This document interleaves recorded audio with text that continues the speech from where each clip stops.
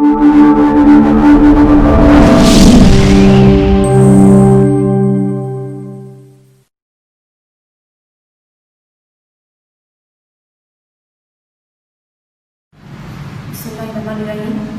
Lecture start करेंगे अपना chapter 4 start किया हुआ था हमने कल।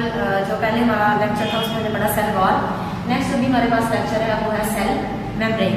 हमने पहले बात की थी, हमने ये कहा कि सेल में कुछ ऑर्गेनेल्स भी होती हैं, लेकिन ऑर्गेनेल्स के अलावा कुछ ऐसे स्ट्रक्चर्स होते हैं जो कि सेल के लिए बहुत इंपॉर्टेंट है। ठीक है, उनमें हमने कहा एक सेल वॉल है, सेल मेम्ब्रेन है, साइटोप्लाज्म, साइटोस्केलेटन।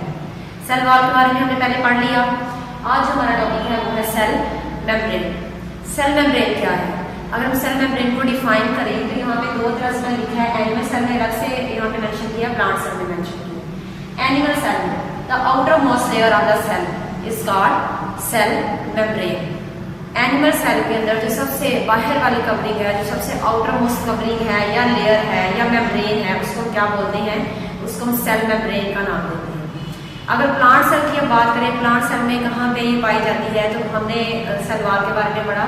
हमने कहा प्लांट सेल में सेल वॉल जो है वो सबसे आउटर मोस्ट लेयर है, नॉन लिविंग पार्ट है या रिजिड स्ट्रक्चर है प्लांट सेल के अंदर।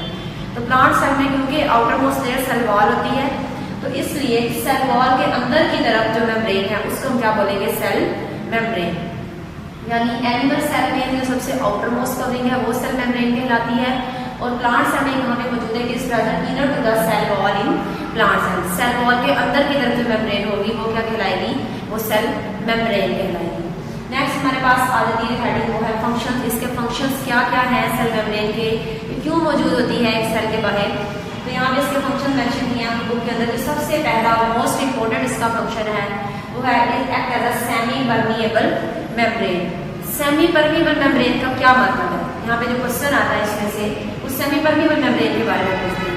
हम सेल वॉल को हम सेल मेम्ब्रेन को सेमी परमिएबल मेम्ब्रेन क्यों बोलते हैं? तो सेमी परमिएबल का मतलब है कि सेल वॉल इस तरह से काम करती है कि ये कुछ मॉलिक्यूल्स को अपने अंदर से गुजरने देती है, बाकियों को ये बाहर ही रोक लेती है। यानी सेल मेम्ब्रेन अगर एक सेमी परमिएबल मेम्ब्रेन के तौर पर काम कर रही है तो इसका मतलब ये है कि ये कुछ मॉलिक्यूल्स को ही जस्ट अलाउ करती है कि उसके अंदर से गुजरे, बाकियों को ये बाहर ही रोक लेती है। उनके लिए फेंसिंग का काम करती है, एक बाड़ के तौर पर काम करती है, उनको बाहर ही रोक लेती है। जिन मॉलिक्यूल्स का अंदर उनका कोई फंक्शन होगा जस्ट उन्हीं को जाने देगी, बाकी मॉलिक्यूल्स को बाहर ही रोक के रखती है। तो इसलिए ये सेमी परमिएबल मेम्ब्रेन के तौर पर काम करती है। ये इसका मोस्ट इंपॉर्टेंट फंक्शन है। इसी फंक्शन की वजह से जो नेक्स्ट हमारा फंक्शन है वो यहाँ पे लिखा हुआ है, it maintains the internal composition of cell. ठीक है, क्योंकि ये सेमी परमिएबल मेम्ब्रेन है तो इस खसूसियत की वजह से, इसकी एबिलिटी की वजह से जो सेल का इनर जितना भी इन्वायरमेंट होता है, जिसकी कॉम्पोजिशन है, वहाँ जो जो कंपोनेंट्स मौजूद हैं उसको ये बैलेंस रखती है, उसको मेंटेन रखती है। नेक्स्ट हमारे पास फंक्शन है तीसरा इसका, it can sense the chemical messages and can identify other cell. Chemical messages को भी ये सेंस कर सकती है, उनको भी उनकी पहचान करती है। उसके अलावा जो दूसरे अदर सेल्स हैं उनको भी आइडेंटिफाई करती है। ये सारे फंक्शन हम पढ़ रहे हैं इसके सेल मेम्ब्रेन के। नेक्स्ट अगर हम बात करें, हमारे पास यहाँ पे हेडिंग आ जाती है इसकी कॉम्पोजिशन की। सेल मेम्ब्रेन किन कंपोनेंट से मिलकर बनी हुई?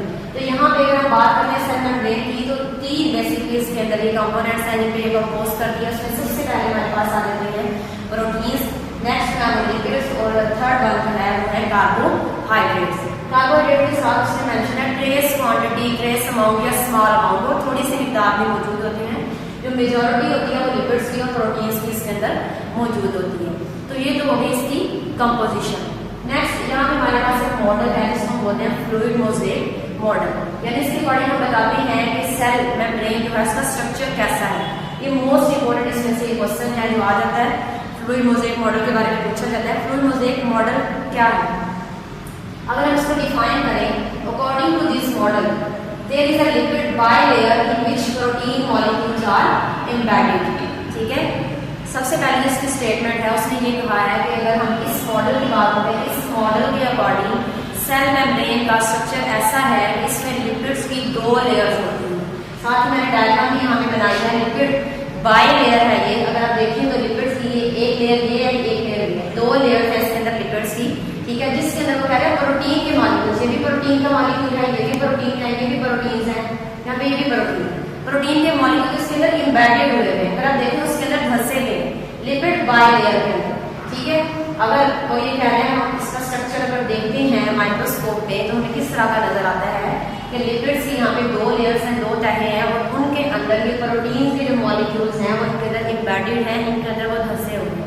और उसके अलावा यहाँ पे लिपिड जो बाइलेयर है उसका फंक्शन क्या है, वो क्या काम करती है। Lipid bilayer gives the fluidity and elasticity two membrane, ये उसको इलास्टिक बनाती है, उसको लचकदार बनाती है, फ्लूइडिटी देती है, उसमें थोड़ा मायापन भी आता है, यानी बहुत ज्यादा वो सख्त नहीं हो जाती, रिजिड नहीं होती, फ्लूइडिटी भी आती है लिपिड बाइलेयर की वजह से। और उसके अलावा इसकी थोड़ी इलास्टिक भी होती है, लचकदार भी होती है, ये फैल भी सकती है।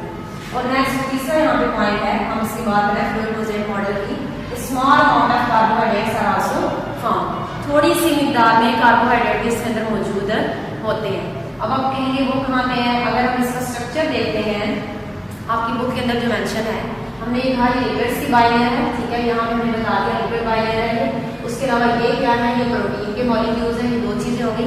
अब कार्बोहाइड्रेट्स का मान है तो ये हमारे पास अगर आपको ये स्ट्रक्चर नजर आ रहा है, यहाँ पे एक बीडेड स्ट्रक्चर दिखाया है, अगर ये देखें यहाँ पे बीडेड स्ट्रक्चर दिखाया है, यहाँ पे लिखा है ग्लाइकोलिपिड्स, यानी कार्बोहाइड्रेट्स और लिपिड्स आपस में मिल के उन्होंने स्ट्रक्चर बनाया जिसको कह रहे हैं ग्लाइकोलिपिड्स।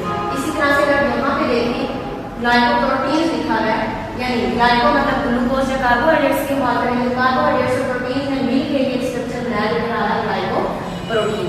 तो इस तरह से यहाँ पे बाकी सारी चीजें तो मेंशन है, तो यहाँ पे ये बेसिकली कार्बोहाइड्रेट्स हैं जो कि वो ट्रेस अमाउंट में स्मॉल क्वांटिटी में सेल मेम्ब्रेन के अंदर मौजूद होते हैं। ये हमारे पास है फ्लूइड मोज़ेक मॉडल। और अगर आप यहाँ पे इसका स्ट्रक्चर देखें तो यहाँ पे उसने मेंशन किया इनसाइड ऑफ सेल, ये सेल के अंदर की तरफ है, अंदर का हिस्सा है, ये आउटसाइड ऑफ द सेल, ये सेल के बाहर का हिस्सा है।